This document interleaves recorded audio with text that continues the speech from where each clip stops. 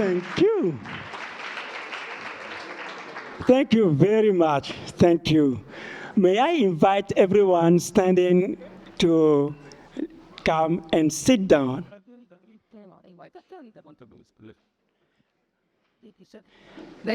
Before they leave, I would like to say thank you for this nice introduction to our session. Please join me to say thank you today. The group's name is Kas & Co., led by Kasum Koulibaly. Thank you very much. I'm turning to you now to say hello and welcome. My name is Bonaventure Sokpo. I'm a Policy and Outreach Senior Advisor at CHS Alliance. I'm very honored to be the one guiding you through the session that we are having today.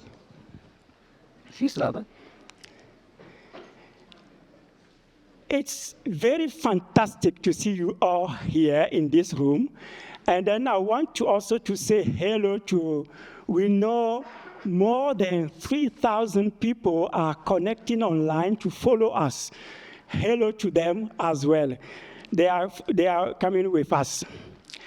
With that, you can imagine the great pleasure that I have now to open this session of Global CHS Launch, the 2024 CHS.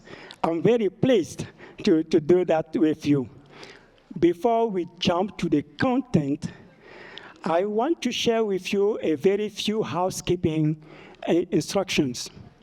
This session is happening in 3 languages.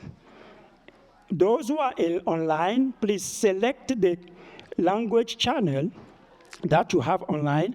We have English, French, and Arabic. This is what we are having in the room.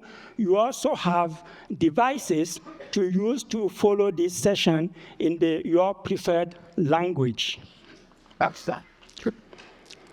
Today, we are launching the 2024 CHS, an updated CHS, a strengthened CHS. We are celebrating this today. This is the result of a 2-year journey. This 2-year journey was led by 3 CHS custodians: CHS Alliance, Sphere, and Group URD. I would like to invite the directors or representatives of these 3 organizations to stand up now. We have, oh, thank you very much. Thank you very much. You did something that I would like to invite you to do. You did it naturally, to thank them. Thank you.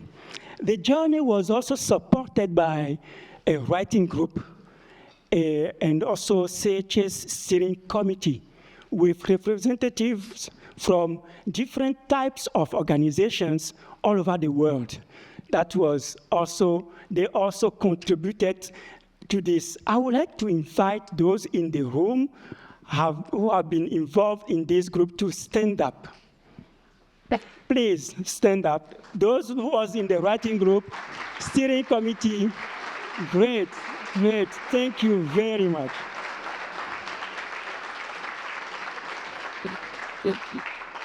Fantastic. The event we are having today was organized with a great collaboration with IGVA, with PHAP, and with Maison de la Paix, where we are now. I will also invite you to say thank you for the great collaboration that went to this organization of this event. Please.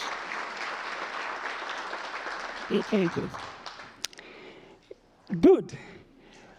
This session today, we will have 2 parts. The first one will to go through the process that led us to this, we call it landmark achievement that we have today.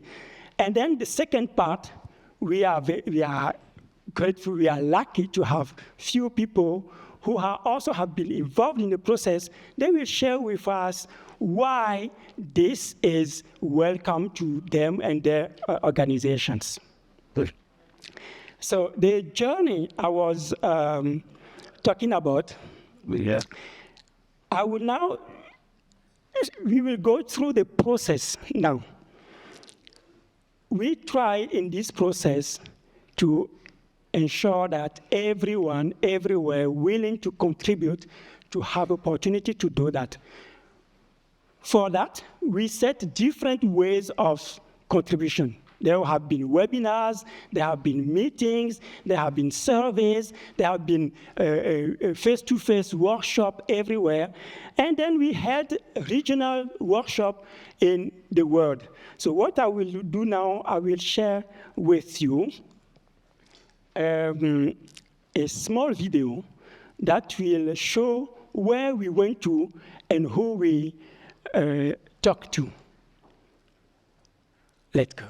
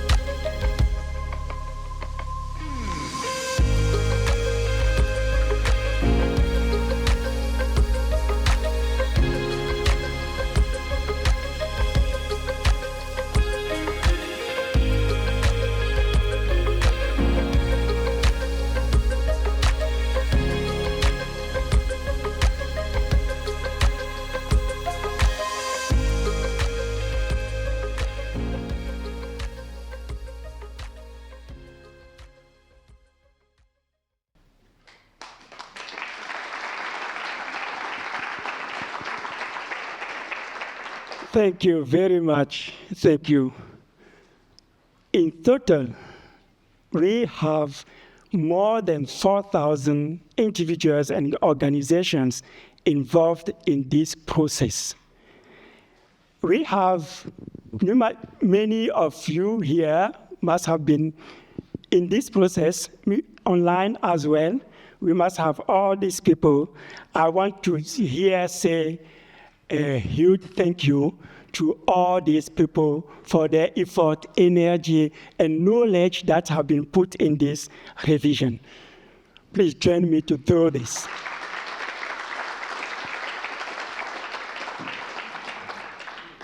Now I would like us to look at the content. What have we learned from this process? What has changed and why this is important? I have, again, a small video. How can we ensure people are at the center of aid? The Core Humanitarian Standard, or CHS, was created in 2014 as a common framework for humanitarians to improve the quality and accountability of assistance. It sets out 9 commitments organizations made to people and communities affected by crisis, to respect their rights and dignity. A decade later, the world has changed. With more people facing crisis than ever, can the CHS drive a more accountable and equal aid system? To find out, we looked at learning from organizations that have applied the standard. We asked aid workers to share their insights. We asked people experiencing crisis to tell us what mattered most to them. The result is an updated standard that recognizes the leading role of communities in finding local solutions. The CHS 2024 edition centers on people's expectations, is simpler and uses clear language, is more accessible and inclusive. Now all organizations providing support during crisis have a strengthened tool to improve quality and accountability for people in need. Visit www.corehumanitarianstandard.org to learn more.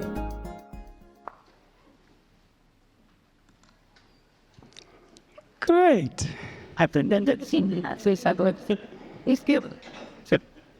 We have heard it from the video.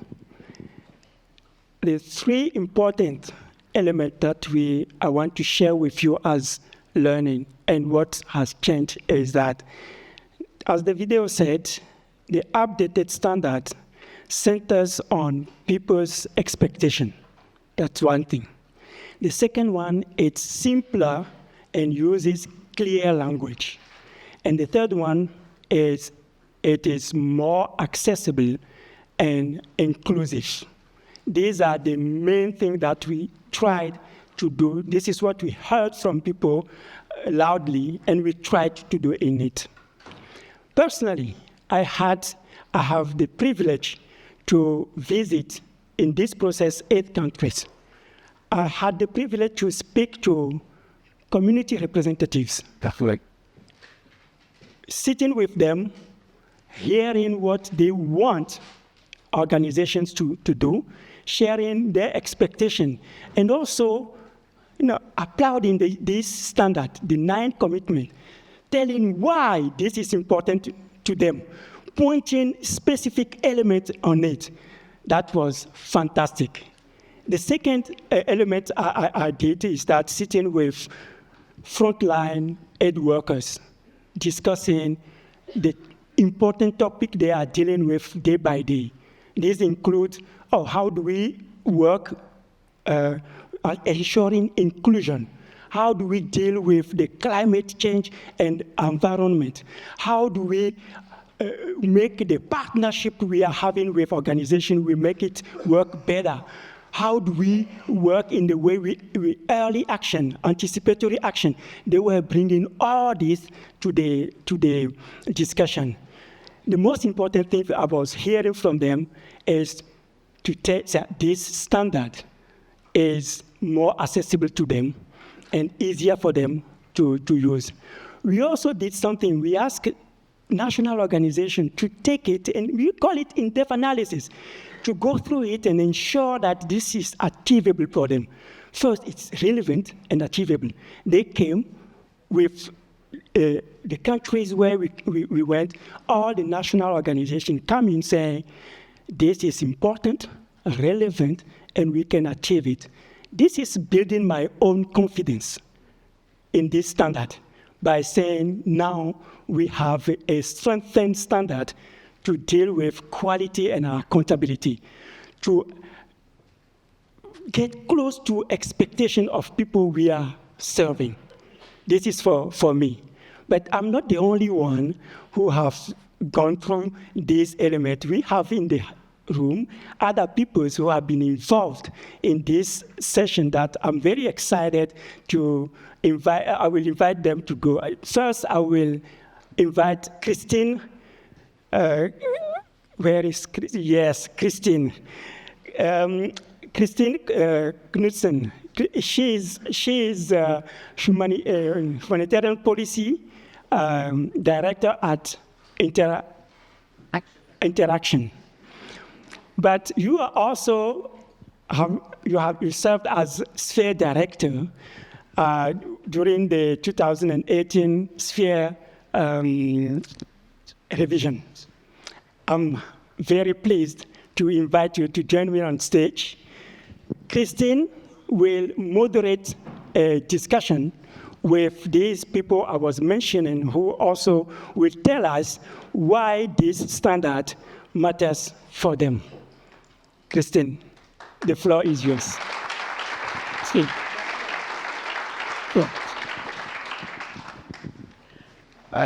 Please, will you come and join us on the stage?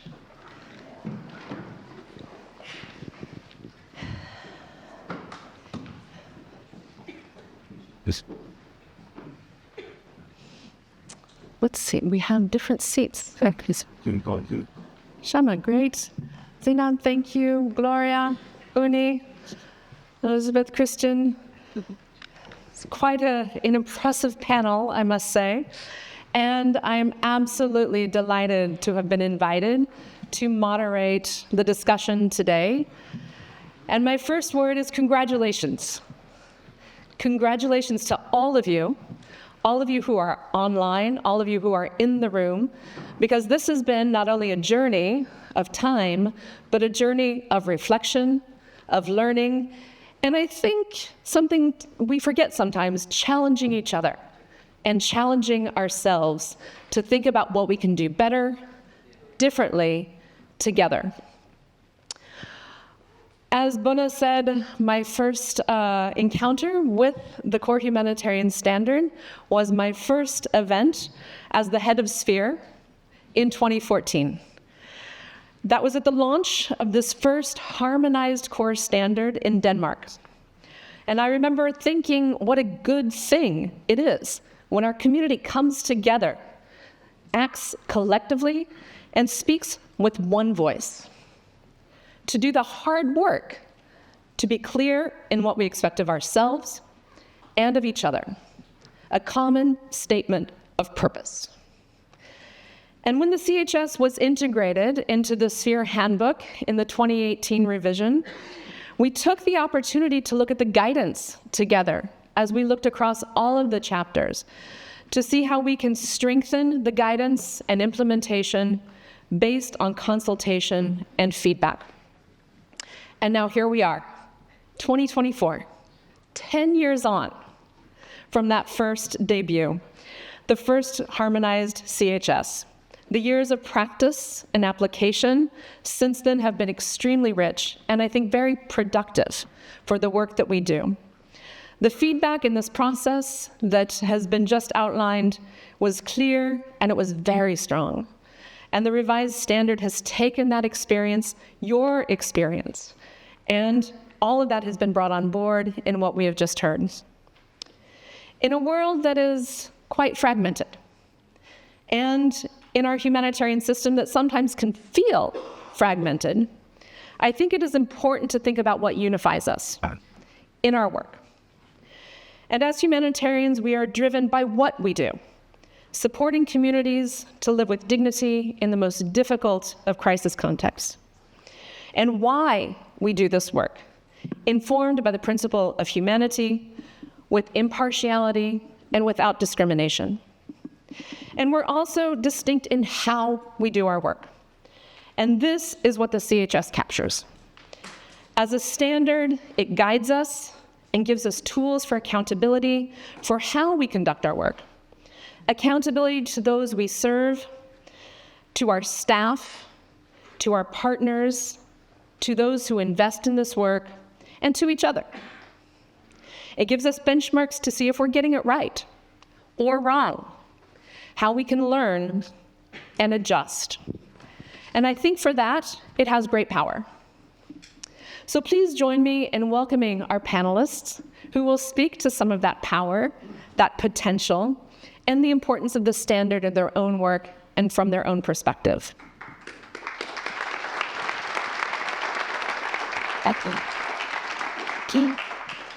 Gloria, you get to kick us off. Gloria Soma, you are the Executive Director of the TT Foundation, and we're part of the CHS Steering Committee that had oversight of this process and the standard we're launching today. You're also a member of the CHS Alliance Board. You also spent part of your life in a refugee camp, interfacing with humanitarian action in a very unique way. So I wonder if you would be so kind as to share your thoughts today on the CHS and the work that it enables. Thank you very much.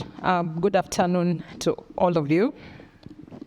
Mine is a very personal experience, and I know what it's like not to be listened to. I know how that feels.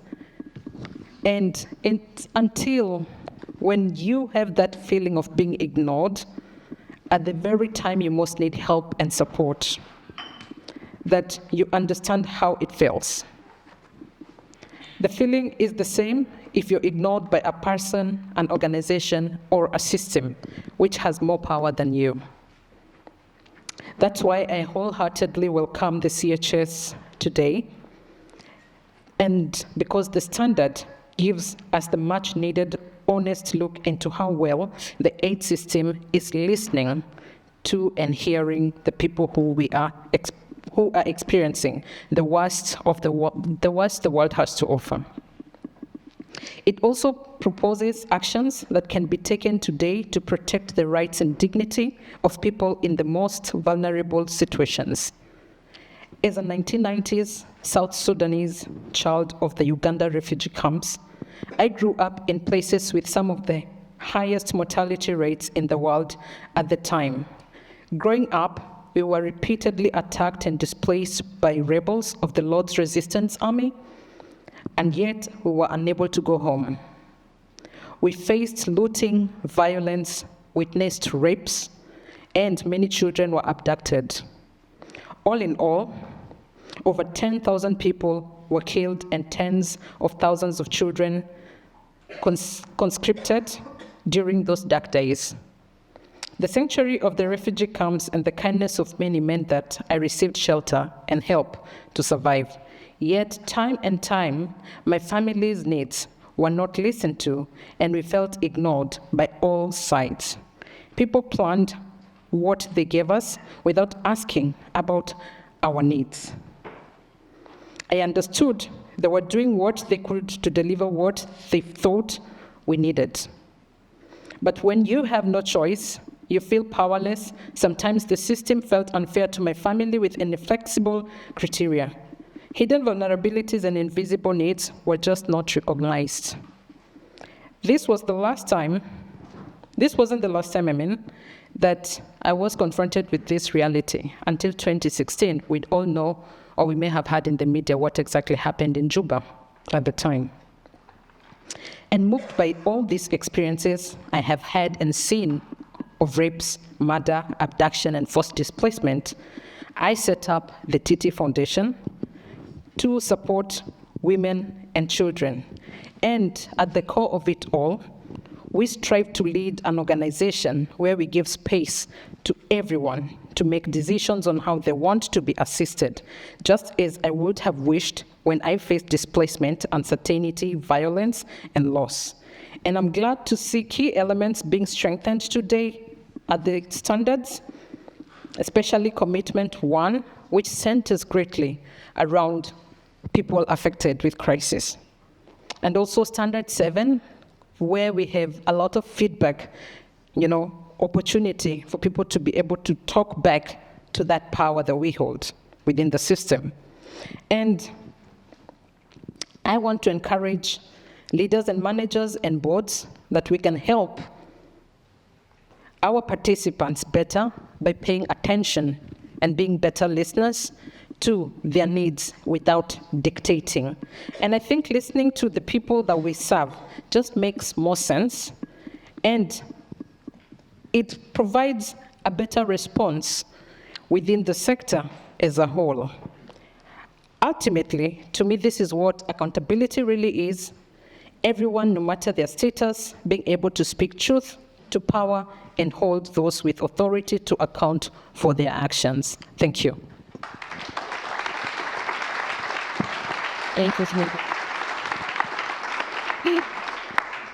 Gloria, thank you so much for not only your words, but your story and your generosity and your call to common sense. It just makes sense to listen to people. And I think that helps us to simplify sometimes what we think is a complicated approach, and I really appreciate your thoughts on that. Thank you so much. We'll turn to Christian. Christian Modino-Hock, you are the Humanitarian Director of Caritas Internationalis, and we're also on the CHS Steering Committee in your previous role as Humanitarian Director at CBM. You were also on the Board of Sphere throughout the revision process. And we would love to hear your thoughts on the updated CHS, especially from your perspective as a disability advocate. And what impact do you see the standard having on people living in a crisis context? Thank you, Christine. Hello, everyone. So I think the standard is as people-centered as we want it to make it in practice. So I think there is a lot of learnings that have been applied in the new revised version. I mean, let's not forget that the first version is for 2014. And 10 years on, there is a huge amount of learning and experience that has been applied in the new revised version. And let me remind all of you that in 2016, during the World Humanitarian Forum, is where this famous slogan about nothing about us without us came across, and I hope it has been now engraved in our minds and put that in practice. So, but just to answer your question, I think the first thing of the new revised version, which I'm very enthused about, is that it's a lot more right-based. It's a lot more right-focused. Commitment 4 in the old version has been now moved to Commitment 1 as what I would call an umbrella commitment from which all the others very nicely flow. And I want to point to that because in the old version, talking about rights was more about people knowing their rights and not necessarily exercising their rights. And the current CHS focuses a lot on the exercising of the rights and put them in place. The second thing that I would say is that it is incredibly more accessible. I mean, we've mentioned that earlier. It talks a lot about using more accessible formats for your communications, for your complaints mechanisms. And talking about disability, I don't know how many of you make your programs disability inclusive, and if you work with organizations of persons with disabilities to make your programs inclusive. But if your complaints feedback mechanisms are not inclusive or use formats that visually impaired people, for example, can access, there is a very big part of affected communities that are not going to be able to participate in the decisions that affect their lives or support you in making your programs more accessible. The third point is the stronger focus on meaningful participation, and this goes well with the accessibility features that it has. It's very important, once again, that those who are affected have the opportunity to participate in all processes that affect their lives. And you are not going to be able to do that unless, for example, and bringing the case of persons with disabilities, if you do your meetings in inaccessible venues. If your venues do not allow for, let's say, physically impaired people to access the venue, you are not going to have those voices heard. So I'm very happy to see that the current version focuses on that. Thank you.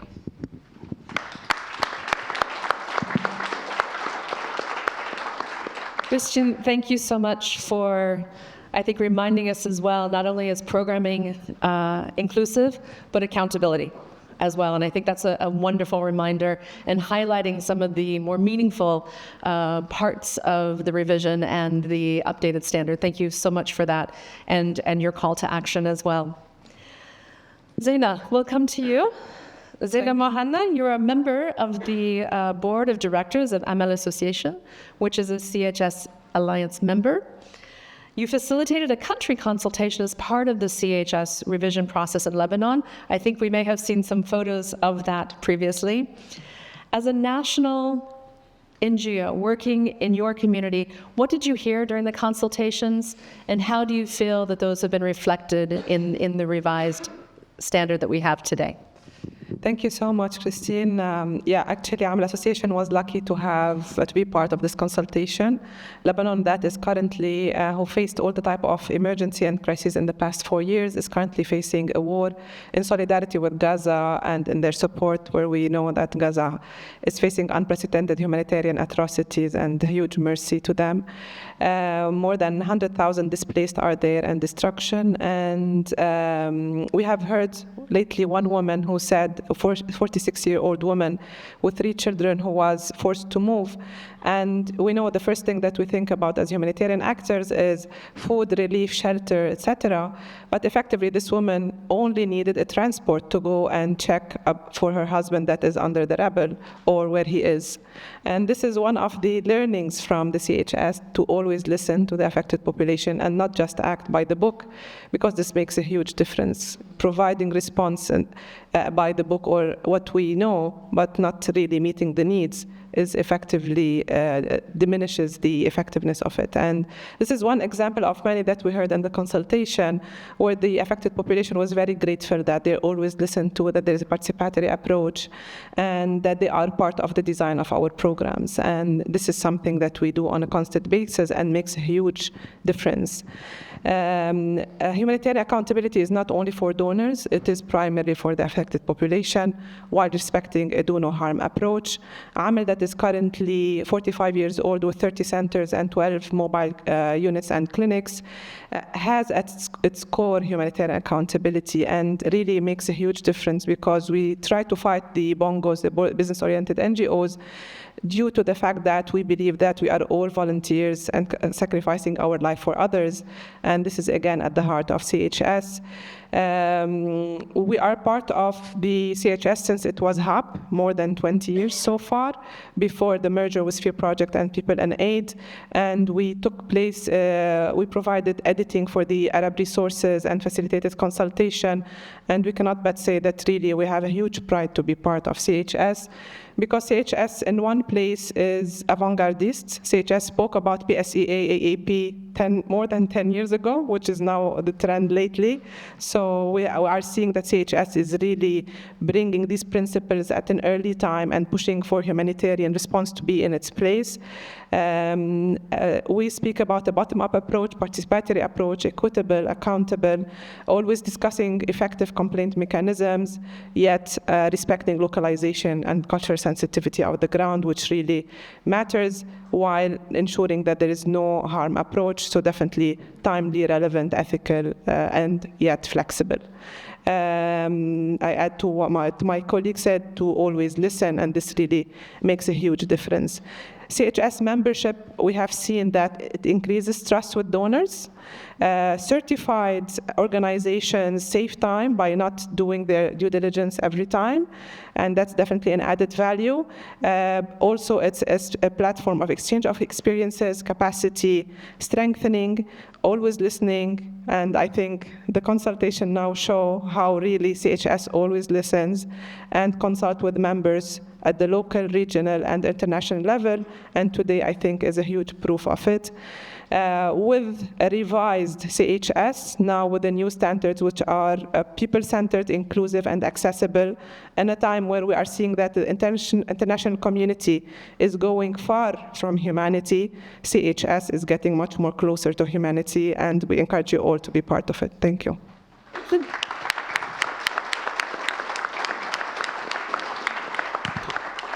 Zena, thank you for the perspective on both the certification and the validation processes, but also how you see that as a way to demonstrate quality, demonstrate trust, and to differentiate maybe from some other, you call them bongos, working in the same space, and very much appreciate that perspective about how this helps us all to lift the work together.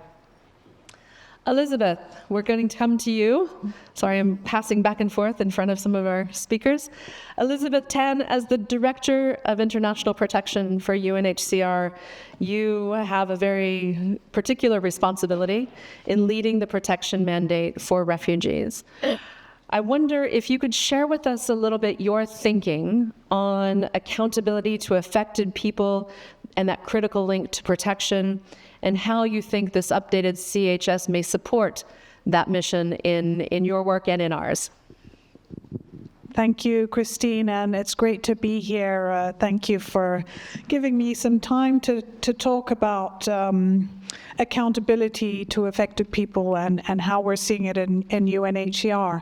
So it's, of course, the people affected by conflict, violence, displacement, and the host communities where they're living that need to be consulted whenever we're deciding upon what protection measures to put in place and what strategies to try and put in place, as well as what advocacy to have with the government and with local authorities, with armed groups.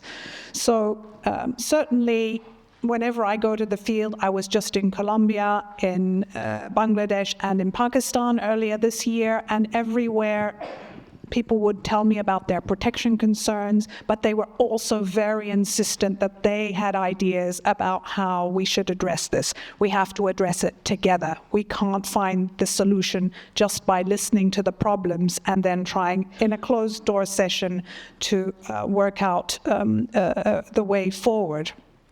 I want to come back to what Christian was saying about listening to everyone. Leaders often have have an important place in communities, but they don't know everything, and we need to listen beyond the leadership in communities. That includes people with disabilities, women, children, but also different minorities, ethnic groups. It's complex. It's simple to listen, but it's complex to get it right. And I think that's where all of this learning and coming back, the principles are simple, but coming back to it time and time again to see, are we really getting this right, is important. I wanted to say a little bit about this business of agency. So we need to move beyond just listening to the problems and what the needs are, to really involving communities. There are some obstacles there. We struggle with things at the UN. We struggle with giving agency and giving programming independence to refugee-led organizations, to community-based groups that don't always have that need capacity building to implement according to the standards that our donors require. We're learning, but we need to push that agenda forward. I don't think we're there yet. We have challenges also in terms of a one-size-fits-all approach when we come to emergencies. You were saying, Christine, that we just hand out things. We're getting a lot better at that, but there's still a ways to go. And there's a lot of competition amongst agencies. We need to be real as well that the humanitarian community has many different organizations, and I think that's where common standards and collective action towards AAP is so important. UNHCR has led some of that with others in the UN, but I really applaud the work that CHS is doing with a much wider group of agencies. Rallying behind common standards and sharing experiences is really the way to learn the lessons from what is, at the basic part, something simple, but in reality quite complex to achieve together. Thank you.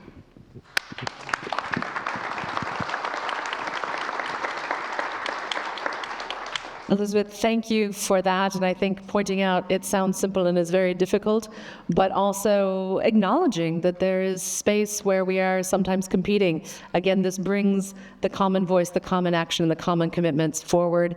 I think it could be a unifying rally, and thank you for bringing that into our discussion today. Shama, coming to you. You are the Deputy Regional Director for Programs at CWSA and Vice Chair of the CHS Alliance Board and a Sphere focal point. That's a lot. You are also a champion for quality and accountability in your region and far beyond, I think, within our global community. So how do you see the updated standard being used by actors maybe in your region and through your networks, and how do you think it may be able to drive change? Thank you. Since it's a lot, so I have a lot to say. Good evening, everyone here and joining online, and congratulations on the launch of the updated CHS. So the CHS has been very instrumental in getting organizations to commit to greater accountability to the communities that we serve. And based on our learnings over the past many years since we've been applying the CHS, we've had the opportunity to contribute in the updated standard. So, and that's based on current needs, based on what we've contributed. So in this respect, the updated standard is much more fit for purpose. The language is much more simpler. The structure is more user-friendly. The requirements are less compared to before. It's come down to 50 because many of the duplications have been removed. And there are some other very important additions, like ensuring no harm to people and their environments, which was very important to all of us. So these and other updates are going to attract more and more organizations to apply the CHS. Over the last few years, based on our experience, we've seen a growing momentum of organizations taking interest in applying the CHS. Just in our work over the last year and a half, we've engaged with around 550 organizations, supporting and engaging them through training, mentoring, technical support, and many other areas. Many of these organizations are national and local organizations, and there's a lot of evidence out there that by applying the CHS, organizations are able to bring that change within their own organizational cultures, in their practices, and how they're engaging with the communities for more accountability. So we're seeing a lot of those evidences.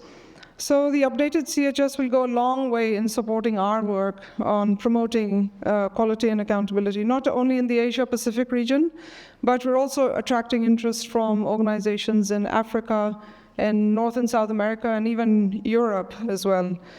Collaborative partnerships and collective commitment is absolutely essential to drive change towards greater accountability. And CWSA is part of and supports an active community of practice in our region. And these include champions from the local communities and local government line departments, the networks and partnerships that we're part of, many of the 17,000 alumni that we have supported and engaged with, and of course the sphere country focal points in our region. So this community of practice is playing a very important role in driving change, and the updated CHS will really help in strengthening it further. The Regional Humanitarian Partnership Week that takes place every year in Bangkok is a collaborative effort by ICWA, by the Asian Disaster Risk Reduction Network, Community World Service Asia, and UN OCHA. And it unites practitioners from diverse sectors to come together and to collaborate, to forge partnerships, and to really, discuss areas around how to make aid better, to work better for people. And last year we saw, and collectively we brought together over 280 people from around 35 countries. And lastly, in the most recent instance, CWSA, along with 11 other organizations from Asia and Africa, are collaborating and collectively doing the self-assessment together simultaneously in their own organizations. So it's a very unique way to demonstrate collective commitment to measure and strengthen accountability to the communities we serve. So all stakeholders in our sector have a responsibility to ensure accountability to affected and vulnerable people and communities. And the CHS is a universal standard that helps organizations to achieve this. So let's renew our commitment today and scale up our efforts to promote the application of the CHS. Thank you.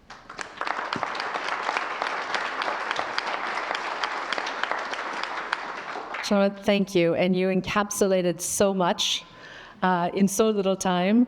And I must congratulate all of the speakers because this has been quite difficult to share so much reflection in a respectful way of time. But I'm so grateful for the voices that you're bringing forward. And I especially liked that you were talking about using the CHS to enable agents of change and thinking about how we can all be agents of change in our own organizations, in our own practice, and in our own communities with this kind of enabling framework. So thank you for bringing that forward as yet another application of this universal standard.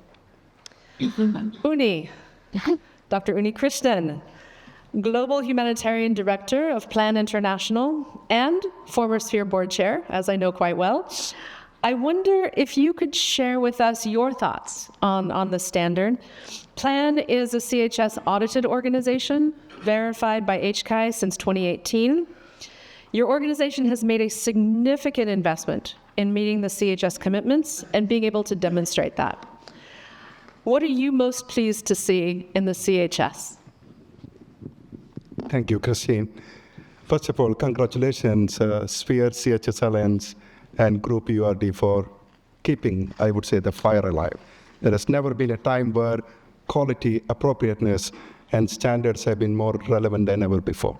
The second thing, when I look at about 150 people in this room, collectively you have more than about 1,500 years of experience in this room. Plus you add the 3,000 people, I'm quite intimidated. I'm not quite sure what all I should list, and I'm not even sure, can I pick and choose some of the greatest things we have seen throughout the process and what we believe here. So I'm going to tell a real life story of a child I met 17 days ago in Haiti, in Artibonite. You know, all of you have been watching the news. Haiti has been in the news for the last 15 days.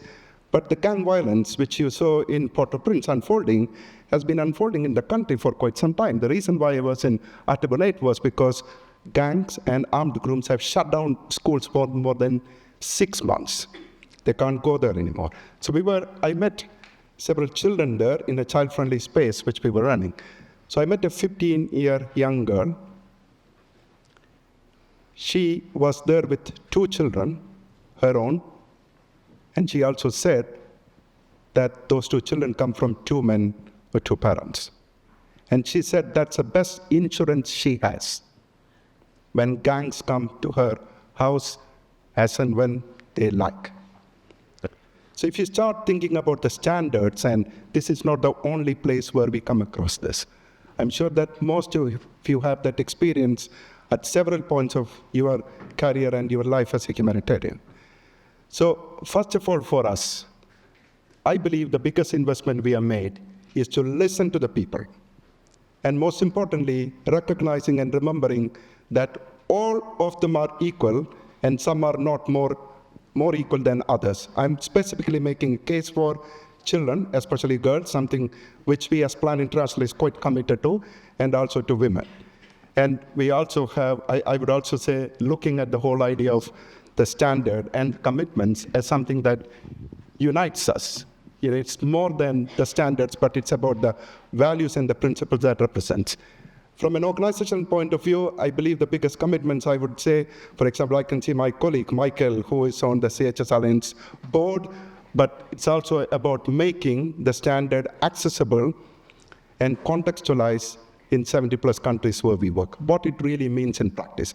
2 things that stood out. One, we repeatedly heard about the word trust. Yesterday, those who were at the ICWA annual General Assembly, and today. So, and where does this trust come from? Attention, from listening to people. I'm actually a physician. I can give you something very simple. It takes less energy medically to listen rather than to speak. So and I also believe that it saves a lot of money if you listen to people in advance. So I would say this is, and then also getting the external verification was important because as a physician, I can say it's not just a second opinion, but it's a very important opinion, how we are moving forward, what commitment. But I also heard in the child-friendly space, when we were talking about are we relevant, are we doing the right thing, whom are you actually listening to? With whom are you verifying? And finally, there is one thing very particular where I would like to make a commitment because which we have not been doing great. If I remember right, in the commitment 4, there is a reference about new issues around climate change, carbon footprint, environment. This is something we recognize that we have not been great at as Plan International. We have made some beginnings. We are still trying, and we will be very keen to listen to anyone who managed to crack the code of how do you make your organization more eco-friendly. And this is something we are absolutely committed to strengthen in the years to come. But otherwise, thank you very much for listening.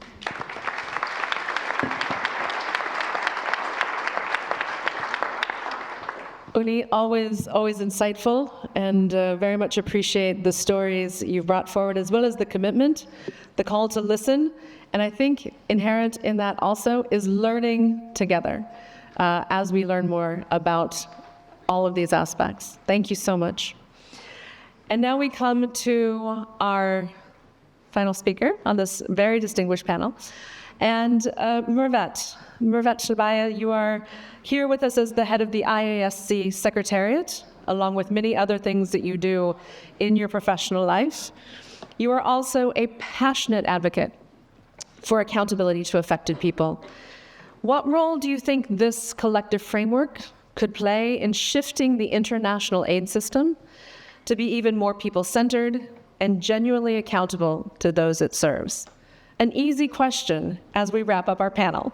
Hello, thank you so much, Christine. And again, really a great pleasure to be here. And I want to start off by wishing colleagues here in the room and online Ramadan Kareem, for those who are observing Ramadan Kareem. I'm here on behalf of Martin, as Emergency Relief Coordinator, who, as many of you know, is also the chair of the Interagency Standing Committee, and really joining colleagues here on the panel to congratulate CHS Alliance, the CHS membership, but also the community for the launch of this revised CHS. Where to start? I think maybe the starting point is, again, just speaking about the importance of the CHS when it comes to coherence and collective action. And this is something, of course, in the world of the Interagency Standing Committee is something that is front and center and is quite critical.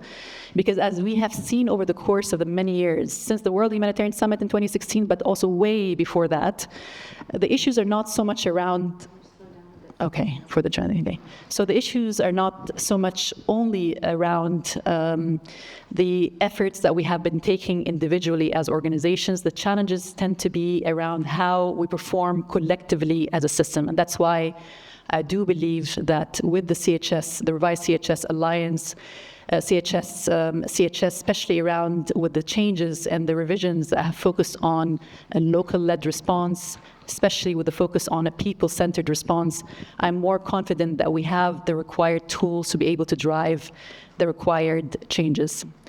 Having said that, and again, maybe just before getting to the critical point that I want to relay here, we've been very lucky and fortunate also in the ISC, especially through Task Force 2 on AAP, to have, of course, CHS Alliance along with the World Food Programme as well as IFRC, who are the co-chairs of this group.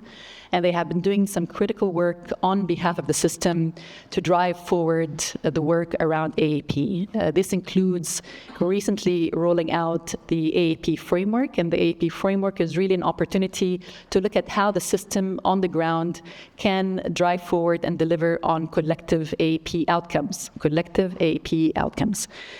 In addition to this, there's also other tools such as the results tracker, which helps us also measure how we are performing as a system when it comes to delivering on these collective AAP outcomes. These tools are, of course, targeting humanitarian coordinators, HCTs, and also the ISC partners on the ground. And equally as importantly, both tools are built on and have really relied and leaned on the core humanitarian standards. So really, really huge thanks to CHS Alliance and the membership for driving this work in the ISC. Now, the key point that I wanted to relay is really around just reflecting on the points that have been shared earlier. Absolutely, no question around the importance of listening. And I think we have fared relatively well as a system in terms of listening. A few years ago, we worked with Ground Truth Solutions to look at how communities are perceiving the response. The issue is not around only listening, because in many instances, actually, we have heard and we know what communities are asking for. And we have to keep, of course, that engagement and that dialogue going. But the challenge within the system is what we do with the information and around the course correctors, what we're referring to constantly as the course correctors. So the way I see it also from where I sit is we know why we have to be more accountable to affected people. We know what we need to do. We know how, and again, part of the aspects around the how are the tools that we have at hand, including the core humanitarian standards, the various tools that the ISC are working on and producing. But this is far from enough. Because if we have tools and we don't have the political will to drive the required changes in the system, and that's not just us as the UN and INGOs, but absolutely local NGOs, and I'm glad to see here in the room, but also I'm sure many, many colleagues online that are representing local organizations that are at the front line of the response, and what we need to do to ensure that we empower them to do what they're already doing brilliantly.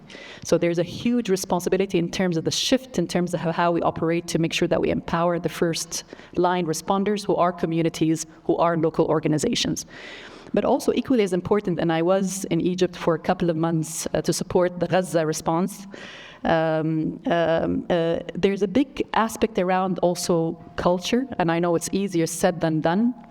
There's a big aspect around culture and behavior.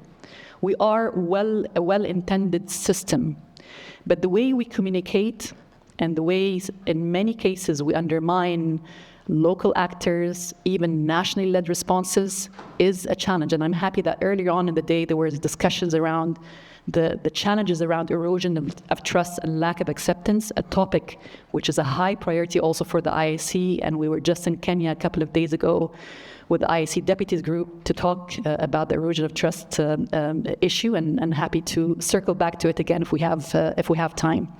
But a key aspect of it as well, other than we have the tools, there is the behavior and the culture, but there's also the issue around how we close this gap between supply and demand as a system. And that is not possible without a change of behavior and system and processes from the ISC and partners, but as well as also with donors. Because the challenge that we face, of course, and I'm preaching to the choir here, we will continue to raise expectations of communities as we continue to speak to them, hear their views, hear what they want, but in the end, we're not designed to react and respond flexibly to what they're asking for. Across the board, it's safety, livelihood, cash, and education. They tend to be the top priorities in many of the contexts that we operate in.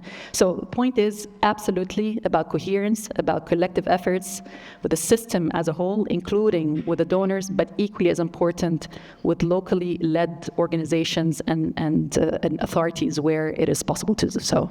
So thank you. Good.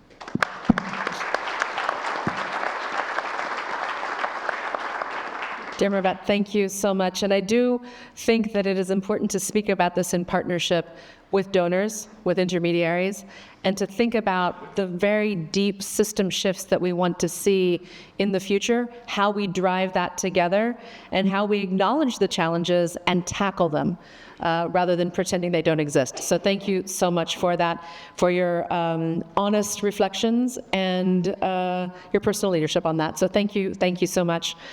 So with that, ladies and gentlemen, those online, all of this community, we are launching. And I'm going to turn it back to Bona, but first, two votes of thanks, if I may. The first vote of thanks is to our translators, who have been making this slightly more accessible.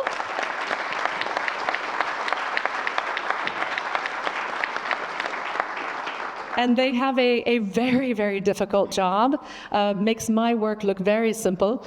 But please also vote a vote of thanks for each one of our speakers who have brought so much to the table today. Thank you so much.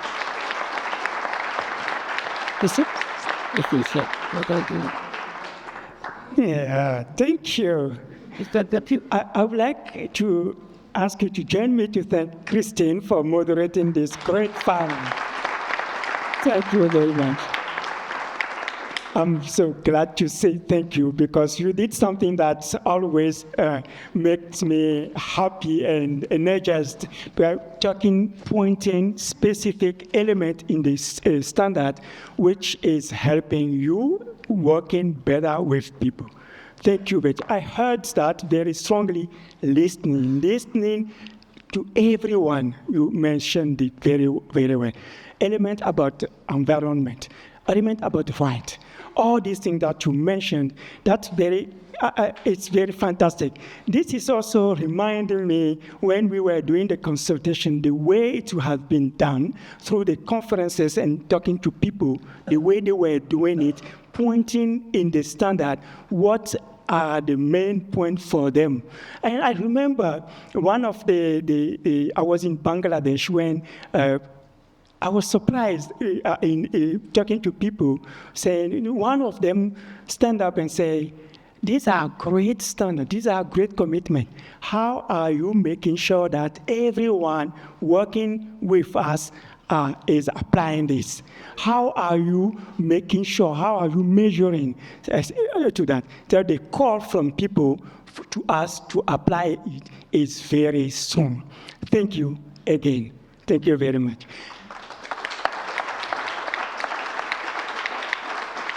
I think with what we have heard here, with also what I believe you also here you have seen in the standard, you will agree, you will join me by saying what I was saying before, what is creating my own confidence by saying we have a great standard, a very strong standard. We have tangible commitments to work on to improve our work, our relation with people we are serving. If you do, then I will ask you to express that. You can express if you do.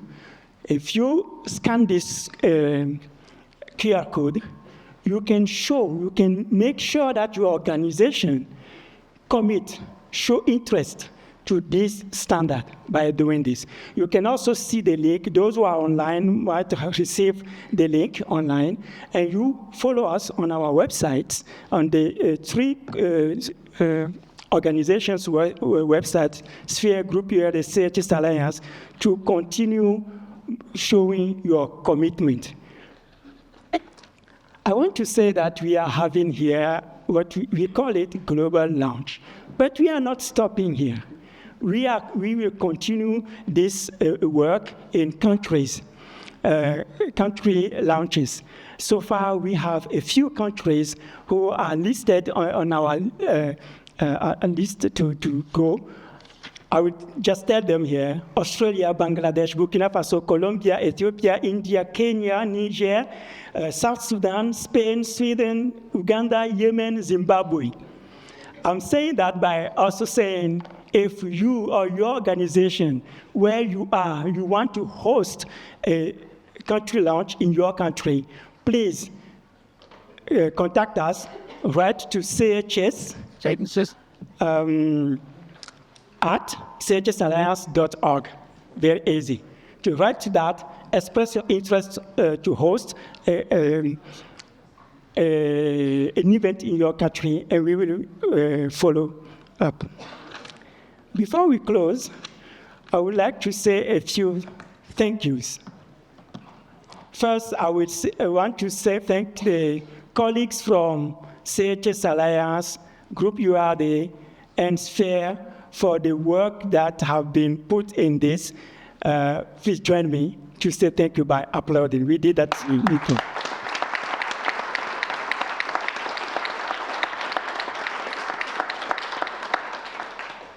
We mentioned more than 4,000 people who did this work. Again, please join me to thank them for this work. I don't want to forget community representatives that work, that came with us, that gave us their time and shared knowledge. Please, this one, a very big applause to all the communities representatives that work with us. We are also We are also thanking all the organizations who hosted events in their country to help us connecting with these communities. Thank you very much.